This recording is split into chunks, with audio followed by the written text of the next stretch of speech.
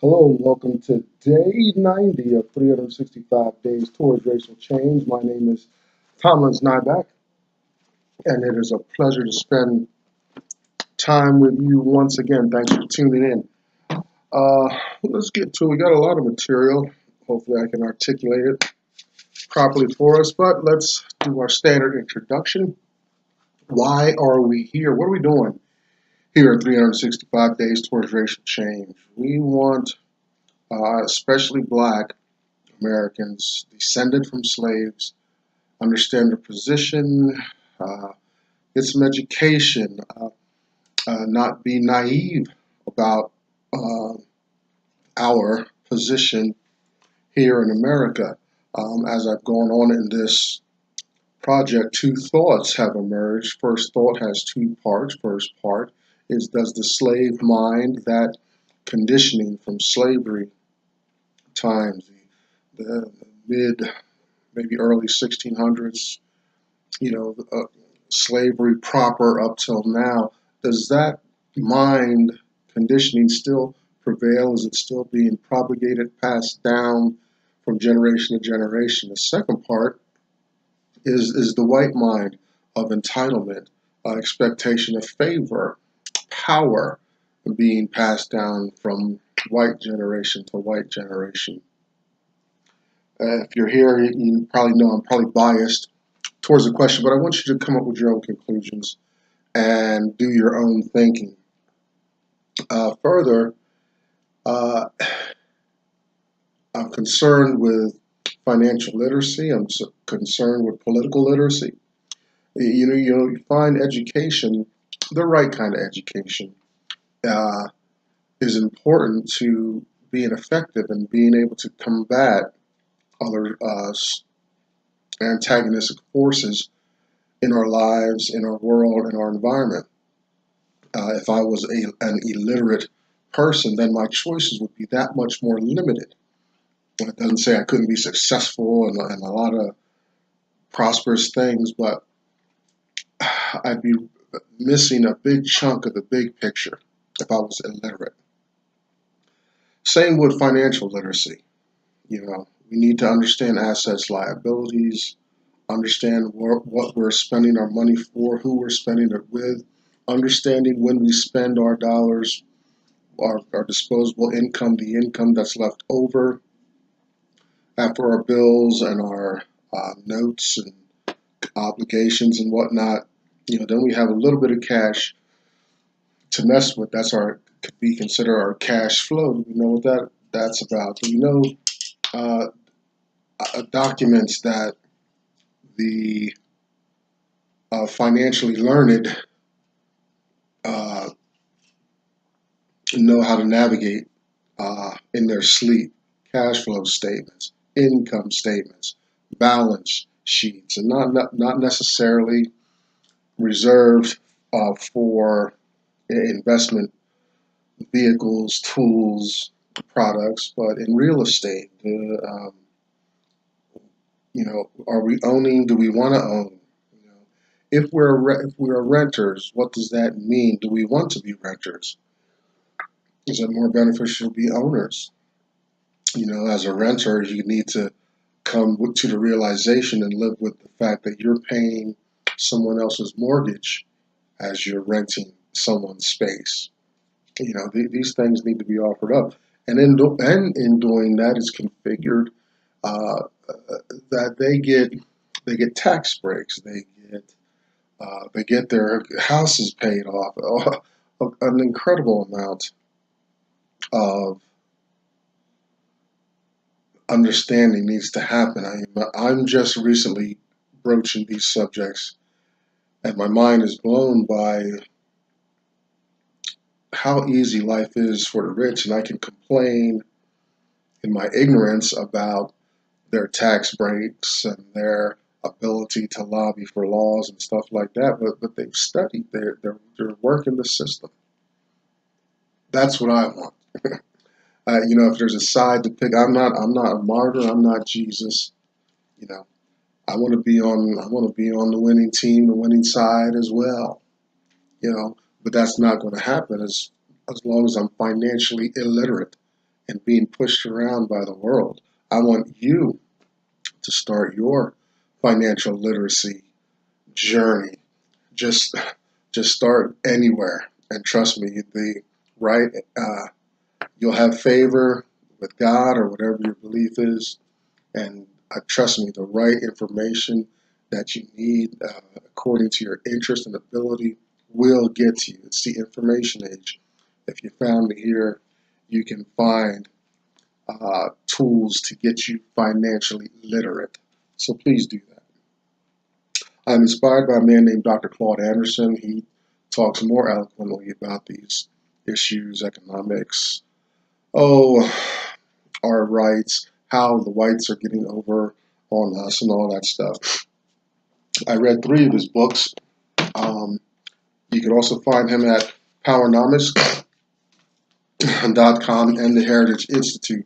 First book I read was a Black History Reader, 101 Questions You Never Thought to Ask, and we are referencing this work today. I want you to get all of these works, just so you know I'm not just speaking off the top of my head here, but so that you understand what's going on and you can get into the minutia of what his message is more than these brief notes and summaries. Black Labor, White Wealth, we reference this book as well. Search for Economic Power and Justice. And finally, Dr. Anderson's national plan to empower Black America, Powernomics. And then we take a fictional look at Black Life in America, Harriet Beecher Stowe's phenomenal work, Uncle Tom's Cabin. I'm almost finished with it, and we chip away at it. I encourage you to get the book. I guarantee you'll have trouble putting it down. I believe it should be a textbook in schools, and elementary schools especially. That's a whole nother thing. And we're also going to be introducing some great work by a man named Robert Kiyosaki. Get to him because he's got a great message, I think, just along the lines of financial literacy and how we get to this certain space, and how we can, there's a lot of prejudices and resistance, impedance to Black wealth and growth in America. But there's a degree where we can rise above that, where our color does not matter, is not an issue.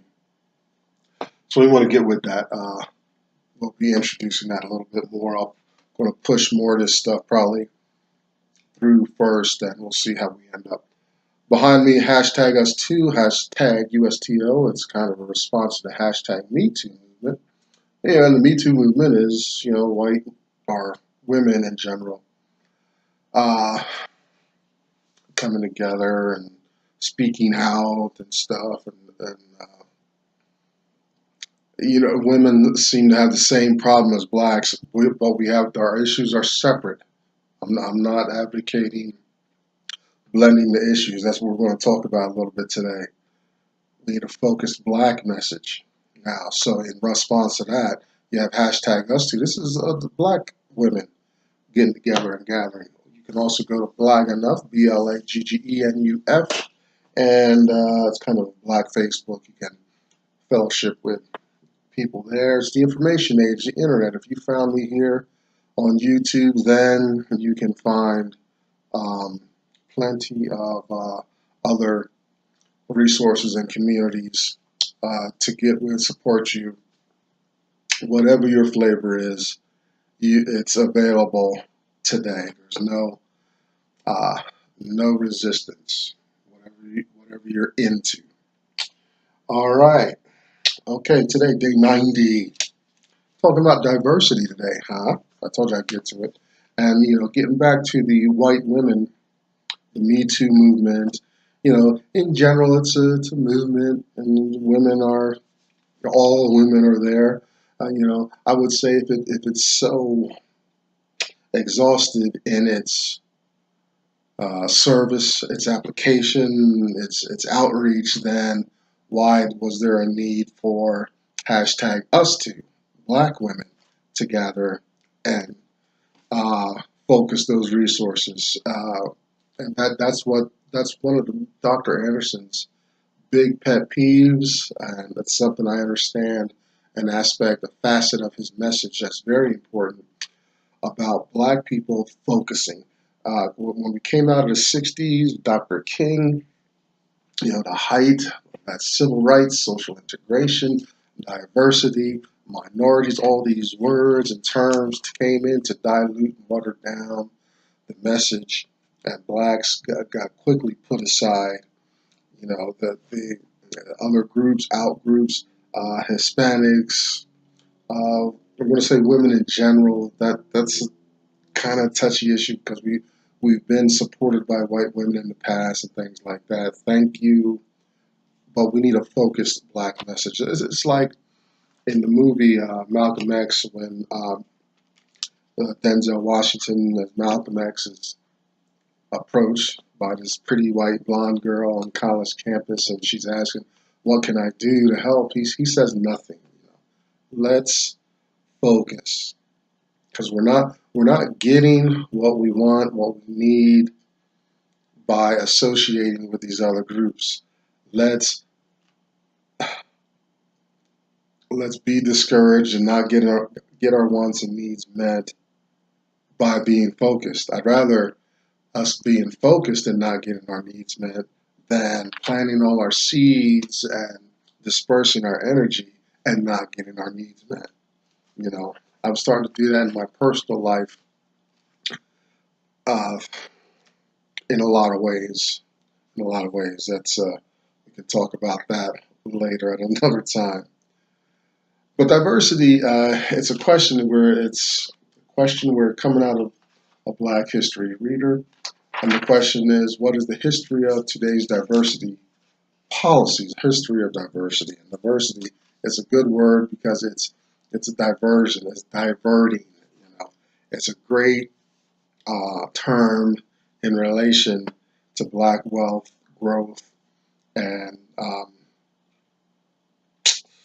making any strides in the world, because the Black needs, it's always diverted away from us.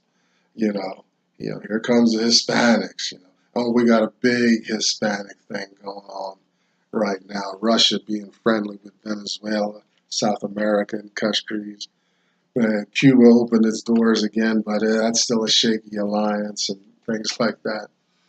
Oh, you've heard me talk about Arabs and Asians, especially Asians being hostile to Black business and interaction. How Asians are exclusive, overtly exclusive in their treatment of their own kind and whatnot to exclude Blacks specifically, and they're very clear about that. So they don't diversify, and they get what they need.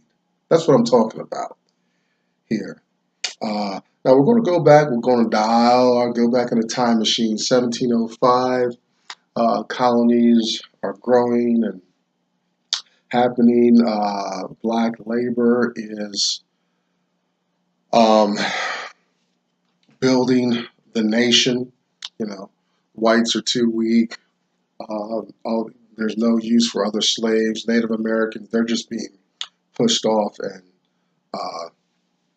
killed off and whatever.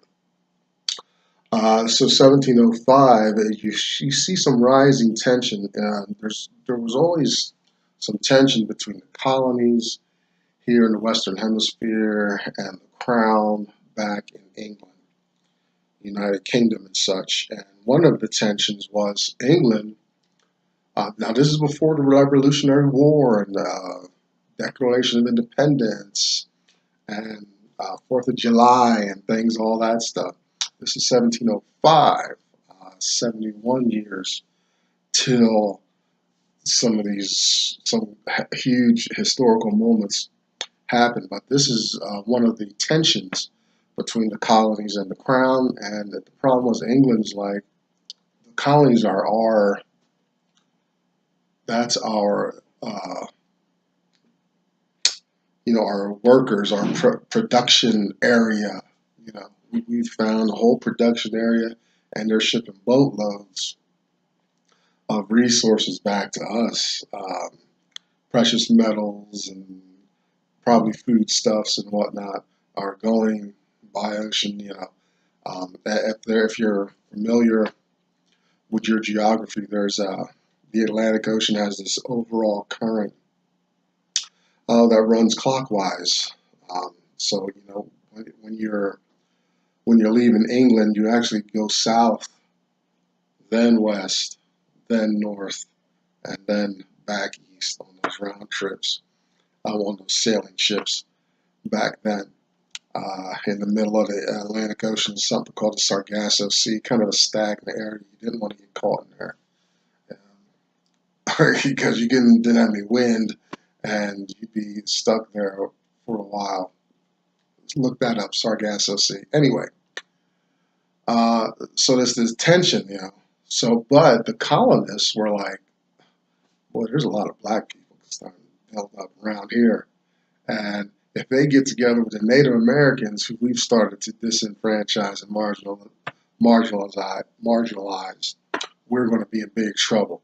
So they start to make some codes and acts and policies and whatnot. And the Diversity Act was a specific act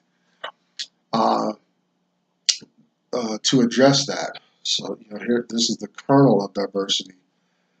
This is what's reflected back to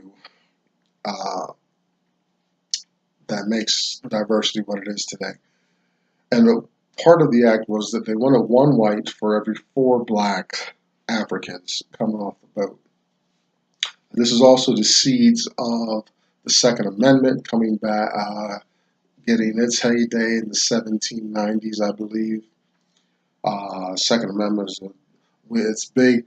Politically, it's a right to bear arms and whatnot, but the Second Amendment was purposefully arming white militia, and that's a response to the successful slave uprising in Haiti.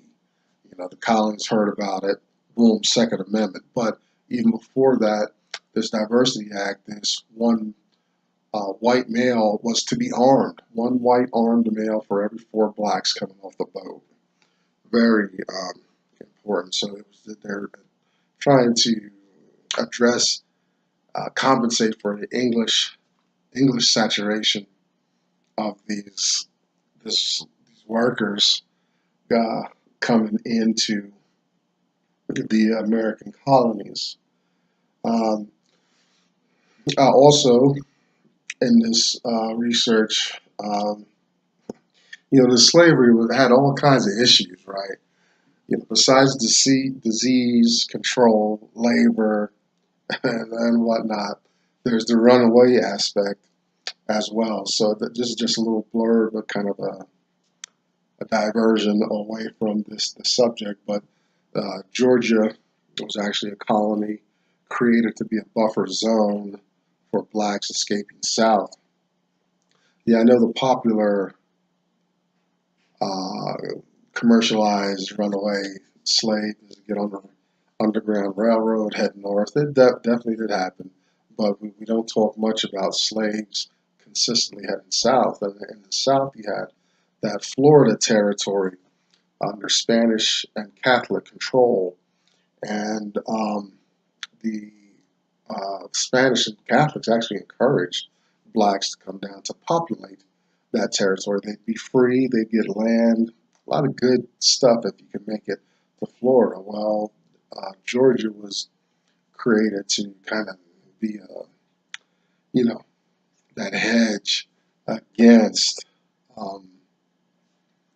blacks heading down there. We're going to talk about this in depth if we have not already, but we'll talk later about how after Florida was kind of populated, Spain didn't really hold on to Florida well. I think they even ended up selling it. We'll look into that history. But Andrew Jackson, uh, former president, came down and kidnapped, sacked some of the black communities that were thriving in Florida, took them back to the colonies as slaves, and he met minimal resistance. Um, so back to the 1705 Diversity Act and white militia and whatnot. Um, you know,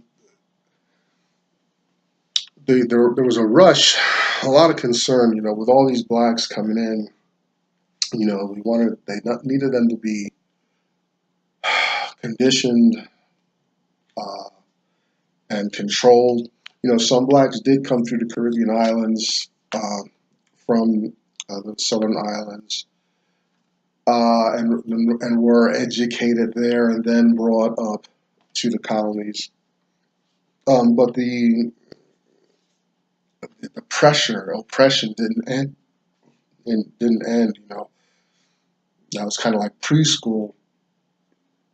Once they got to America with uh, slavery on steroids, uh, physical, mental conditioning continued and stayed. You know, they had men hired to keep this. You know, so this is the diversity of uh, of blacks and the message. You know, very appropriate. You know, it's almost I almost take it as they're diverting black control, black idea of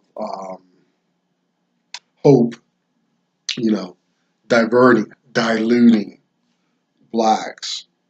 Now, fast forward to today, words like diversion and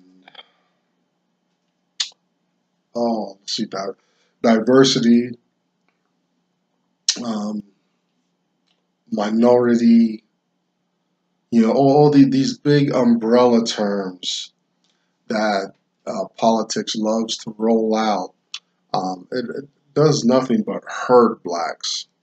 It hurts blacks, and you know the groups. And unfortunately, Dr. King is partially to blame for that. You know, in kind of at the height of the black momentum in the '60s, uh, uh, to gather in uh, resources um, exclusive to our group. I don't know if he got tired mentally or something, but he started to adjust his message just so much. And since he was the leader, so many other prominent black leaders followed along, and it went along the lines of, you know, us blacks being so forgiving and spiritual and religious and stuff. You know, we weren't trying to threaten white America or whatnot. Um, but his message kind of was like, we believe that everyone is entitled uh, to to wealth and resources in America, which is true, you know. But when he did that, they were like the floodgates opened for every group but blacks. You know, it was like thank you for having dogs sicked on you, for going against water cannons from the fire department, for being arrested, enduring slavery. Like the blacks, we just bore the brunt, still bearing the brunt to some degree of a whole lot of stuff. But when we introduced minorities, diversity, and all that, the other groups um, not being so, I guess, worn down from the ordeal, the gauntlet of America, they had the energy to capitalize on those kind of terms, and they come and glean a lot of the first fruits. You know, I think Black Americans descended from slaves need a pass. You know, uh, we're working on it, but it's sad. Like, so Dr. Anderson, he has the list there, and I've talked about it a lot. Hispanics, LGBTs, Asians, you know, any group that's small in number can call itself minorities. But see, these minority groups, they're financially educated. Uh, they're chomping at the bit to take a piece of the American system and make it work for them. Blacks are too passive. Well, it's this conditioning that I'm worried about as well. Are we passing this down from generation to generation? You know, my parents gave me nothing as far as a serious motivation to look into these issues. You know, and they were the recipients of that. They were of that generation where it looked okay, to break color barriers and be treated equally and fairly in public and things like that. Those were great and giant milestones, but it just did not go far enough. So this diversity question here that faces us um, today, that's kind of just the history of it, but we can see how it's not working for blacks, and blacks are not being taken seriously yet. We still got a long way to go, and if we could just organize, gather, and focus, it would happen. But it's a challenge. It's a challenge. So that's all I got for you today. You know, not much of a rant or rave, just an education. Where's diversity policy come from? It's going to always be encouraged in relation to blacks. I'll tell you that. You don't see a focus policy. You see a diversity policy. Hey, thanks for spending time with me. I'm Tomlin's Nyback. That's day 90 out of the way. I hope to see you tomorrow. Bye-bye.